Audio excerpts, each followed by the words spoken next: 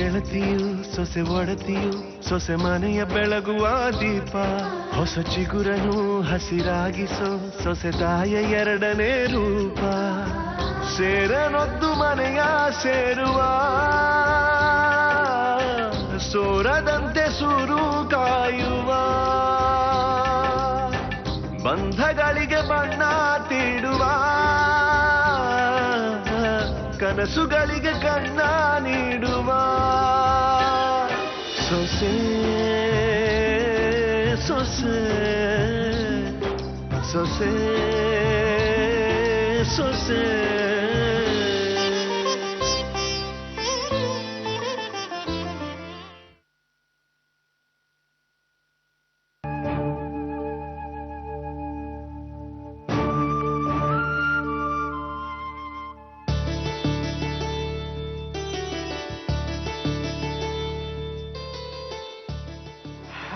ಓಂ ಸಾಯಿ ರಾಘವೇಂದ್ರ ಗುರು ವಿಷ್ಣುವರ್ಧನ.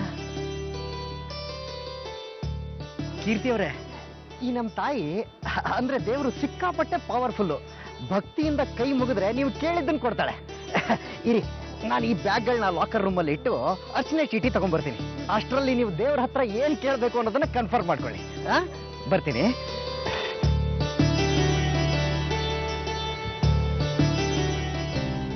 ದೇವ್ರೆ, ನಾನು ಏನು ಅಂತ ಕೇಳಮ್ಮ. ಒಗ್ಗಟ್ಟು ಕುಟುಂಬ ಚೆನ್ನಾಗಿರ್ಬೇಕು, ನನ್ನ ರಾಘವ್ ಚೆನ್ನಾಗಿರ್ಬೇಕು.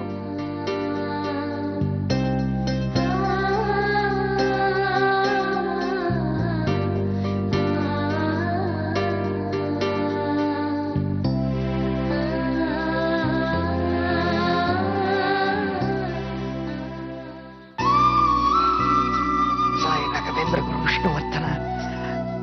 ಅರ್ಚಕರೇ, ಪೂಜೆ ಮಾಡಿ.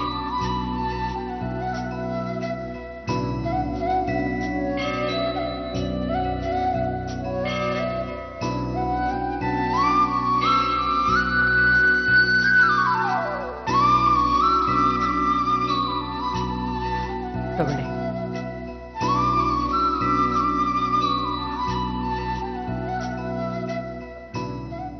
ತಪ್ಪು ತಿಳ್ಕೊಬೇಡಿ, ನಾವು ಹುಟ್ಟುಬಿಟ್ಟಿದ್ದೀವಿ. ನಮಗೇನು ಬೇಕಾದರೂ ಆಗಲಿ, ಆದರೆ ಮುಂದೆ ಹುಟ್ಟೋರು ಚೆನ್ನಾಗಿರ್ಬೇಕಲ್ವಾ? Don't mistake me. ಬನ್ನಿ, ಪ್ರದಕ್ಷಿಣೆ ಹಾಕೋಣ.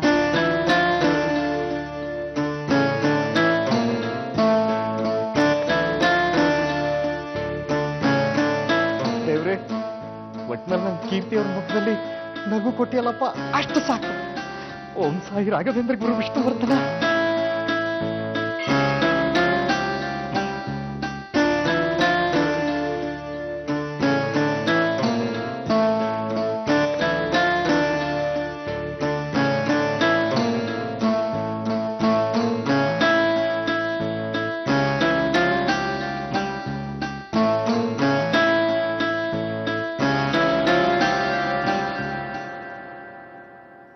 ಕೀರ್ತಿಯವ್ರೆ, ಈ ಪ್ರದಕ್ಷಿಣೆ ಯಾಕೆ ಹಾಕ್ತಾರೆ ಗೊತ್ತಾ ನಿಮಗೆ? ನಾವು ದೇವ್ರ ಸುತ್ತ ತಿರುಗಿದ್ರೆ ನಮ್ಮ ಸುತ್ತ ದೇವರ ಆಶೀರ್ವಾದ ಇರುತ್ತಂತೆ. ಬನ್ನಿ.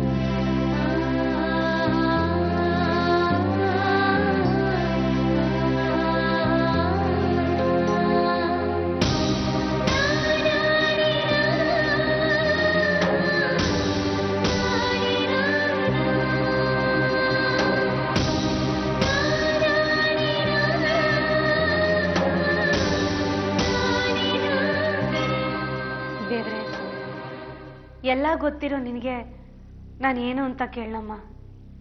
ನಿನಗೆ ಅನ್ಸಿದ್ ಮಾಡು, ಆದ್ರೆ ಯಾರಿಗೂ ಅನ್ಯಾಯ ಮಾಡಬೇಡ. ಒಗ್ಗಟ್ಟು ಕುಟುಂಬ ಚೆನ್ನಾಗಿರ್ಬೇಕು, ನನ್ನ ರಾಘವ್ ಚೆನ್ನಾಗಿರ್ಬೇಕು. ಅದಕ್ಕೋಸ್ಕರ ನಾನು ಏನು ಕಷ್ಟ ಅನುಭವಿಸಕ್ಕೂ ಸಿದ್ಧ. ಅಮ್ಮ, ದೇವಿ, ತಾಯಿ, ಇವ್ರಿಗೆ ಲೈಫ್ ಕೊಟ್ಟು ಬಿಡಬೇಕು ಅಂತ ಹೊರಟಿದ್ದೀನಿ. ಆದರೆ ನೀನು ನಮ್ಮೆಲ್ರಿಗೂ ಲೈಫ್ ಕೊಟ್ಟೋಳು. ನೀನ್ ದಯ ತೋರಿದ್ರೆ ಒಂದು ಜೀವ ಸರಿ ಹೋಗುತ್ತೆ. ಎಕ್ಸ್ಟ್ರಾ ಆಶೀರ್ವಾದನ ತಬಾಯಿಸ್ಕೊಟ್ಬಿಡಮ್ಮ.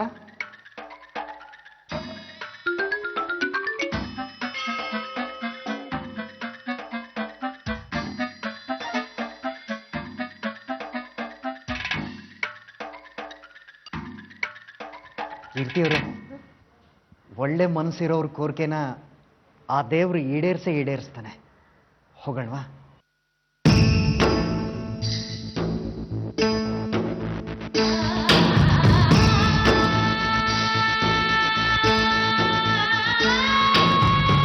ಜೀವನದಲ್ಲಿ ಗೊಂದಲಗಳು ಬೇಕು, ಆದ್ರೆ ಗೊಂದಲಗಳ ಜೀವನ ಆಗ್ಬಾರ್ದಲ್ವಾ ದೇವ್ರೆ? ನನ್ನ ಜೀವನದಲ್ಲಿ ಸಂದರ್ಭಕ್ಕೆ ತಕ್ಕ ಹಾಗೆ ನಾನು ತೀರ್ಮಾನಗಳನ್ನ ತಗೊಂಡಿದ್ದೀನಿ. ಸರಿನೋ ತಪ್ಪೋ ಅದು ನಿನಗೆ ಬಿಟ್ಟಿದ್ದು. ಆದ್ರೆ ನಿನ್ನ ಹತ್ರ ನಾನು ಕೇಳೋದು ಒಂದೇ, ನಮಗ್ ಕಷ್ಟ ಅನ್ಕೊಟ್ಟೆ, ಆದ್ರೆ ನನ್ನ ಮಗುಗ್ ಮಾತ್ರ ಕಷ್ಟ ಅನ್ಕೊಡ್ಬೇಡ.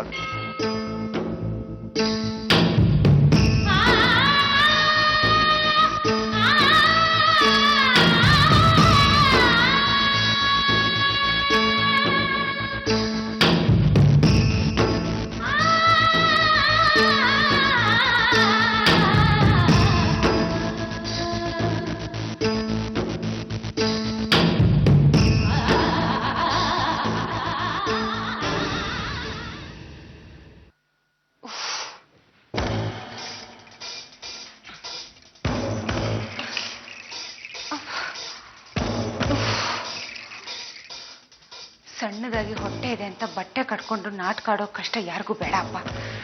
ನಾಟಕ ಆಡಿ ಆಡಿ ಸಾಕಾಗೋಯ್ತು.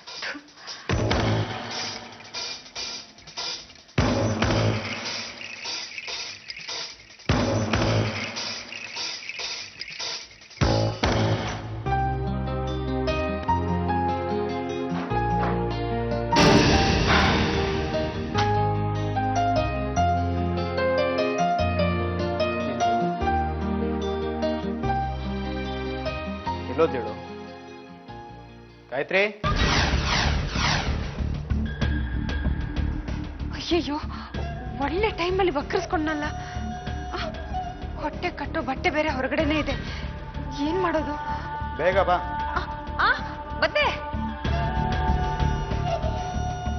ಗಾಯತ್ರಿ. ಹಾ, ಬಂದೆ ರೀ.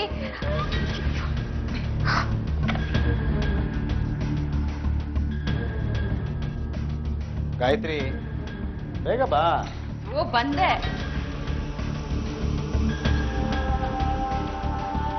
ಗಾಯತ್ರಿ, ಇದ್ಯಾರ ಬಟ್ಟೆ ಇಲ್ಲ ಬಿಸಾಕಿದ್ಯಾ? ನಿಮ್ ಕಿವಿಲಿರೋ ಕೊಳೆ ತೆಗಿಯೋದಕ್ಕೆ. Wow, what a good job. ಏನಂತಾನೆ ನಮ್ ಕಂದಮ್ಮ? ಏಯ್ ಕಂದಮ್ಮರೇ, ಇದೇನೆ ಟವಲ ಕಟ್ಕೊಂಡಿದ್ಯಾ? ಅದು ಹೊಟ್ಟೆ ತಂಪಗಿರ್ಲಿ ಅಂತ. ನಿನ್ಗ? ಅಲ್ಲ ರೀ, ಹೊಟ್ಟೆ ಒಳಗಡೆ ಇರೋ ಮಗುಗೆ. ಶೀತ ಆದ್ರೆ ನೀಲ್ಗಿರಿ ತೈಲ ಹಚ್ತೀನಿ. ಈಗೇನ್ ಕೇಶವ್, ಈ ವಿಷಯ ಮಾತಾಡೋದಕ್ಕೆ ನನ್ನ ಈಚೆ ಕರೆದ್ರಾ? ಅಯ್ಯೋ ಇಲ್ಲ ಮಾರೈತಿ, ಏನೋ ಇಂಪಾರ್ಟೆಂಟ್ ವಿಷಯ ನಿನ್ನ ಹತ್ರ ಮಾತಾಡ್ತೀನಿ, ಅದಕ್ಕೆ ಕರೆದೆ. ಬಾ ಕೂತ್ಕೋ. ಪರವಾಗಿಲ್ಲ, ನಾನು ನಿಂತ್ಕೊಂಡೇ ಇರ್ತೀನಿ. ಏನ್ ವಿಷಯ ಅಂತ ಹೇಳಿ. ಕೂತ್ಕೊಂಡ್ರೆ ಏನಾಗುತ್ತೀಗ? ಅದು ಐ ಮೀನ್ ಹೊಟ್ಟೆ ಹಿಡ್ಕೊಂಡಾಗತ್ತೆ. ಏನೂ ಆಗಲ್ಲ, ಬಾ ಕೂತ್ಕೋ. ಬಾ ಬಾ, ನಾನು ಕೂರ್ತೀನಿ. ಅಲ್ಲಿ ಕೇಶವ್, ನಾನು ಕೂರ್ತೀನಿ ಬಾ.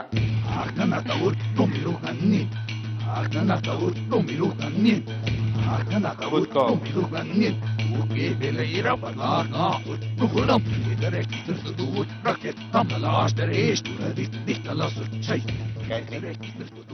ನನ್ನ ಮುದ್ದು ಮಗುನ ನೋಡ್ಬೇಕು ಅಂತ ನನಗೆ ತುಂಬಾ ಆಸೆ ಆಗ್ತಾ ಇದೆ.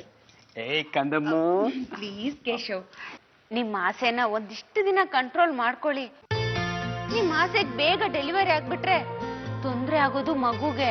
ಅದಕ್ಕೆ ಅದು ಹುಟ್ಟೋ ಮುಂಚೆ ಅದನ್ನ ನೋಡ್ಬೇಕು ಅಂತ ತೀರ್ಮಾನ ಮಾಡಿದ್ದೀನಿ. ಅದ್ರ ಜೊತೆ ಅದ್ರ ಆರೋಗ್ಯನೂ ಗೊತ್ತಾಗುತ್ತೆ. ಅಂದ್ರೆ ಇನ್ ಯಾವ್ಯಾವ ಟೈಮಲ್ಲಿ ಏನೇನ್ ಮಾಡ್ಬೇಕಂತ ಮರ್ತು ಬಿಡ್ತೀಯ. ಹಾಗಂತ ನಾನ್ ಮಿಸ್ ಮಾಡ್ತೀನಾ? No chance. ನಡಿ. ಎಲ್ಲಿಗೆ? ಹೋಗುವಾಗ ಎಲ್ಲಿಗೆ ಅಂತ ಕೇಳ್ಬಾರ್ದು ಡಾರ್ಲಿಂಗ್. ಸರಿ ಬಿಡು, ಆಮೇಲೆ ಹೋಗೋಣ. ಹೋಗೋದಂತೂ ಗ್ಯಾರಂಟಿ. ಅದೇ ಎಲ್ಲಿಗೆ? ಮತ್ತೆ ಅದೇ ರೀತಿ ಕೇಳ್ತೀಯಲ್ಲ, ನಾವು ಹೋಗ್ತಿರೋದು ಸ್ಕ್ಯಾನಿಂಗ್ ಮಾಡ್ಸೋದಕ್ಕೆ. ಅಯ್ಯೋ ಪಾಪ, ನಿಮ್ಗೇನಾಗಿದೆ? ಆಗಿರೋದು ನನಗಲ್ಲ ಗಾಯತ್ರಿ, ನಿನಗೆ. ನೋಡು, ತಮಾಷೆಗೆ ಒಂದು ಇತಿಮಿತಿ ಇರುತ್ತೆ. ಹೊಟ್ಟೆಲಿರೋ ಮಗು ಆರೋಗ್ಯವಾಗಿದೆಯಲ್ಲ ಅಂತ ನೋಡೋದಕ್ಕೆ ಸ್ಕ್ಯಾನಿಂಗ್ ಮಾಡಿಸ್ಬೇಕು ತಾನೆ? ಹಾ ಹೌದು. ಅದಕ್ಕೆ ನಾವು ಡಾಕ್ಟರ್ ಹತ್ರ ಹೋಗ್ಬೇಕು ತಾನೆ? ಹೋಗ್ಬೇಕು. ಮತ್ತೆ ತಡಿ ಹೋಗೋಣ. ಮುಂದಿನ ತಿಂಗಳು ಸ್ಕ್ಯಾನಿಂಗ್ ಮಾಡಿಸಿದ್ರು ಪರವಾಗಿಲ್ಲ ರೀ. ಯಾವ್ಯಾವ ಟೈಮಲ್ಲಿ ಏನೇನ್ ಮಾಡ್ಬೇಕು ಅಂತ ಡೈರಿಲಿ ನೋಟ್ ಮಾಡಿಟ್ಟಿದ್ದೀನಿ. ಆಗಲ್ಲ ಅನ್ನೋಗಿಲ್ಲ, ನಡಿ ಹೋಗೋಣ. ಇವತ್ತೇನಾ? ಇವತ್ತೇನ ಅಲ್ಲ, ಈಗ್ಲೇ. ನೋಡು, ಯಾವುದೇ ಕಾರಣಕ್ಕೂ ತಪ್ಸೋ ಹಾಗಿಲ್ಲ, ನಡಿ ಹೋಗೋಣ. ಹಾಗಲ್ಲ ರೀ, ನಾನು ಸಂಜೆ ಹೊತ್ತಿಗಾದ್ರೂ ಪರವಾಗಿಲ್ಲ. ನಾವಿವತ್ತು ಆಸ್ಪತ್ರೆಗೆ ಹೋಗ್ತಾ ಇದೀವಿ. ಸ್ಕ್ಯಾನಿಂಗ್ ಅಲ್ಲಿ ನಮ್ಮ ಮಗು ಮುಖನ ನಾನು ನೋಡ್ಬೇಕು ಅಷ್ಟೇ. ಬಾಯ್ ಕಂದ.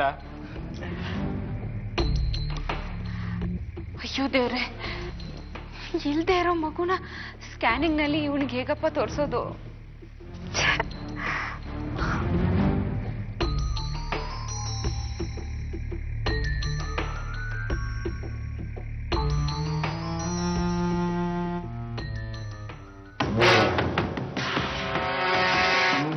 ಈಗ ಏನ್ರಿ ಮಾಡೋದು? ಮಾಡೋದೇನು? ಮನೇಲಿದ್ದವಳು ನೀನೇ ಹೇಗಾದ್ರೂ ಮಾಡಿ ಅವನ್ನ ತಡಿಬೇಕಾಗಿ. ಎಲ್ಲಾ ಪ್ರಯತ್ನನೂ ಮಾಡಿ ಸೋತಿದ್ದಕ್ಕೆ ತಾನೆ ನಾನ್ ನಿಮಗ್ ಫೋನ್ ಮಾಡಿದ್ದು. ಇನ್ನೇನೋ ಫೋನ್ ಮಾಡಿದೆ, ನಿನ್ ಫೋನ್ ಬೆಲೆ ಕೊಟ್ಟು ಅವನನ್ನ ದಾರಿಲೇ ತಡೆದು ಕಾಲು ಹಿಡಿಯೋ ತನಕ ಬೇಡ್ಕೊಂಡೆ. ಆದ್ರೂ ಅವ್ನ ಮನಸ್ಸು ಕರಗಲಿಲ್ಲ.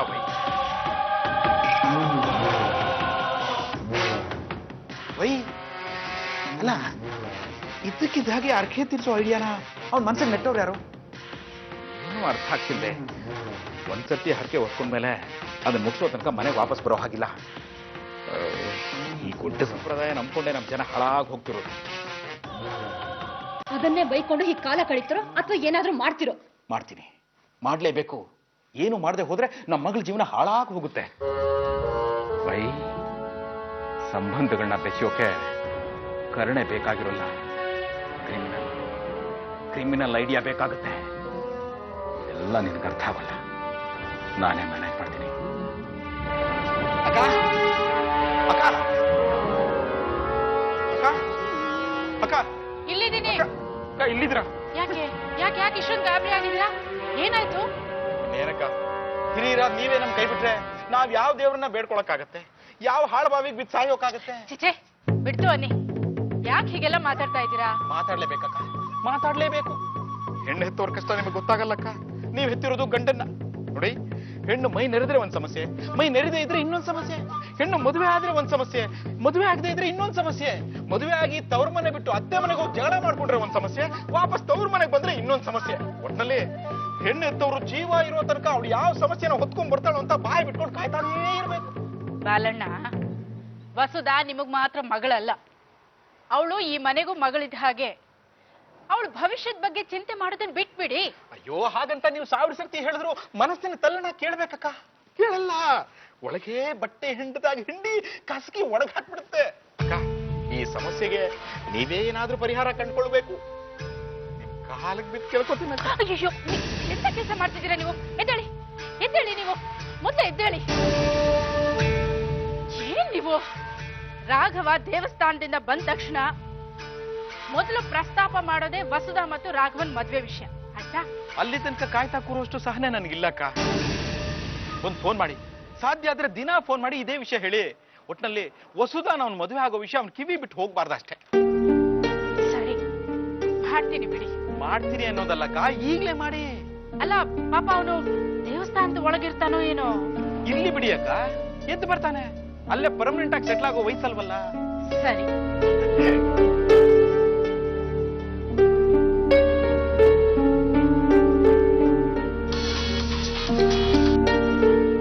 ಹಲೋ ರಾಘವ, ನಾನ್ ಕಣೋ, ಅಮ್ಮ ಮಾತಾಡ್ತಾ ಇದ್ದೀನಿ.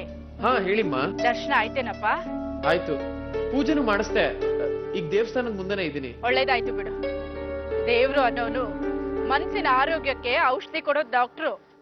ಇರ್ಬೋದಮ್ಮ, ಆದ್ರೆ ಇಲ್ಲಿಗೆ ಬಂದ್ಮೇಲೆ, ಇಲ್ಲಿರೋರನ್ನ ನೋಡಿದ್ಮೇಲೆ ಕಷ್ಟ ಜಗತ್ತಲ್ಲಿರೋರು ಎಲ್ರಿಗೂ ಇದೆ ಅನ್ಸುತ್ತೆ. ಅವ್ರ ಮುಂದೆ ನಮ್ ಕಷ್ಟ ಏನೂ ಇಲ್ಲ ಬಿಡಿ. ಕಷ್ಟ ಅನ್ನೋದೇನ್ ಹೇಳು? ನಮ್ಗೆ ಇಷ್ಟ ಇಲ್ದೇ ಇರೋ ಕೆಲಸ ಮಾಡೋದು, ವಸುದಾಗೆ ರಾಘವನ್ ಮದ್ವೆ ಆಗೋಕ್ ಇಷ್ಟ. ಇಷ್ಟಪಡೋ ಕೆಲಸ ಇಲ್ಲಿ ಯಾರು ಮಾಡ್ತಿಲ್ಲಮ್ಮ. ಯಾಕಂದ್ರೆ ಇಲ್ಲಿ ಎಲ್ರು ಇನ್ನೊಬ್ರಿಗೋಸ್ಕರ ಬದುಕೋರೆ ಹೊರತು ಅವ್ರಿಗೋಸ್ಕರ ಯಾರು ಬದುಕೋರಿಲ್ಲ. ಸುಖ ಅನ್ನೋದು ಮತ್ತೊಬ್ಬರಿಗೋಸ್ಕರ ಬದುಕೋದ್ರಲ್ಲೇ ತಾನೇ ಇರೋದು. ಇಲ್ಲ ದೊಡ್ಡಮ್ಮ, ದೊಡ್ಡವರು ನಮ್ಮನ್ನ ಆ ರೀತಿ ನಂಬಿಸ್ಬಿಟ್ಟಿದ್ದಾರೆ ಅಷ್ಟೇ. ನಾವದನ್ನ ನಂಬ್ಕೊಂಡು ಹೊರಟಿದೀವಿ. ದೊಡ್ಡವ್ರು ಯಾರು ದಡ್ರಲ್ಲ ಕಣೋ. ಆದ್ರೆ ದೊಡ್ಡವ್ರು ಹೇಳೋದ್ರಲ್ಲಿ ದಡ್ಡತನ ಇದೆ. ಏನೋ ಹೇಳ್ತಿದ್ಯಾ? ಏನು ತಿಳಿದಿದ್ದಾಗೆಲ್ಲ ಸುಖನೇ ಅಮ್ಮ. ಈಗ ಮಕ್ಕಳು ಮುಖದಲ್ಲಿರೋ ಖುಷಿ ನೋಡಿ, ಪಾಪ ಅವಕ್ಕೇನ್ ಗೊತ್ತಿರುತ್ತೆ. ಚಿಕ್ಕ ವಯಸ್ಸಲ್ಲಿ ಚಂದ ಮಾಮನ್ ತೋರಿಸಿದಾಗ ನನಗದ್ ಬೇಕು ಅಂತ ಕೇಳ್ತವೆ. ಆದ್ರೆ ಬೆಳೆದ್ ದೊಡ್ಡವರಾದಾಗ ಅದು ಕೈಗೆಟಕದಿರೋ ನಕ್ಷತ್ರ ಅಂತ ತಿಳಿಯುತ್ತೆ. ಆಗೆಲ್ವೂ ಕಷ್ಟನೇ. ಲೌಡ್ ಸ್ಪೀಕರ್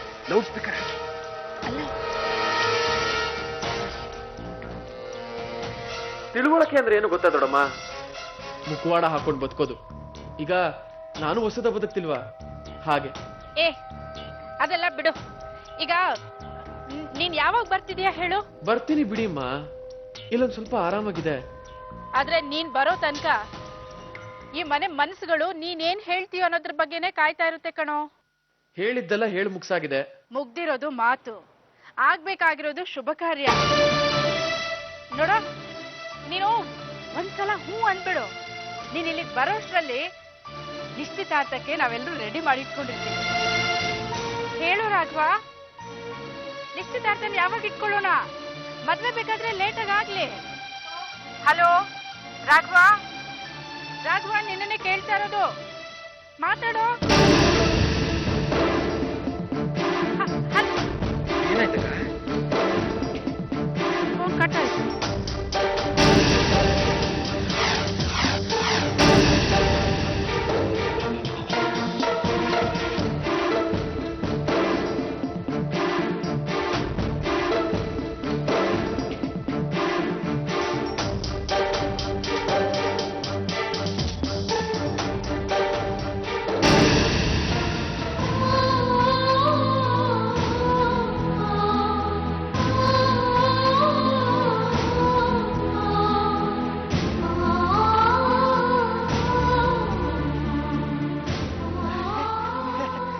ಗೆಳೆಯ, ಕುಚಿಕು, ರಾಘವ, ಇದನ್ನೇ ಕಣೋ ವೇವ್ ಲೆಂಗ್ತ್ ಅನ್ನೋದು.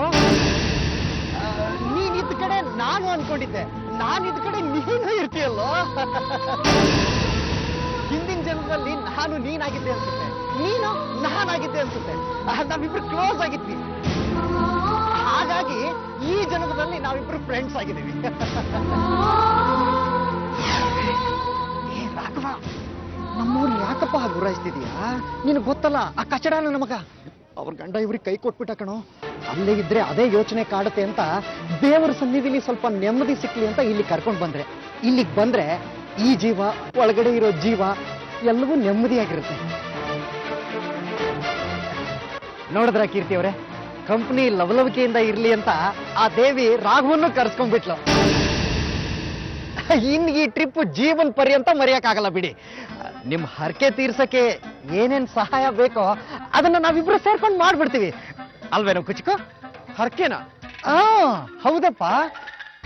ಕೀರ್ತಿ ಅವ್ರ ದರಿದ್ರ ಹೃದಯದ ಗಂಡನಿಗೆ ಒಳ್ಳೆ ಹೃದಯ ಇರೋ ತಾಯಿ ಇದ್ರಂತೆ. ಏನ್ ಮಾಡ್ತೀಯ, ಒಳ್ಳೆಯವ್ರಿಗೆ ಕಾಲ ಇಲ್ಲ, ಬೇಗ ತೀರ್ಕೊಂಡ್ಬಿಟ್ರು. ಅವ್ರದ್ದೊಂದು ಹರಕೆ ಇತ್ತಂತೆ, ದೇಹ ಸತ್ರು ಹರಕೆ ಸಾಯ್ಬಾರ್ದು ಅಲ್ವಾ, ಅದಕ್ಕೆ ಅದನ್ನ ತೀರ್ಸೋಕೆ ಅವ್ರು ಇಲ್ಲಿಗೆ ಬಂದಿದ್ದಾರೆ. ನಾನು ಅದಕ್ಕೆ ಬಂದಿದ್ದೀನಿ. ಏನು, ನೀನು ಇವ್ರ ಹರಕೆ ತೀರ್ಸೋಕ್ ಬಂದಿದೀಯಾ?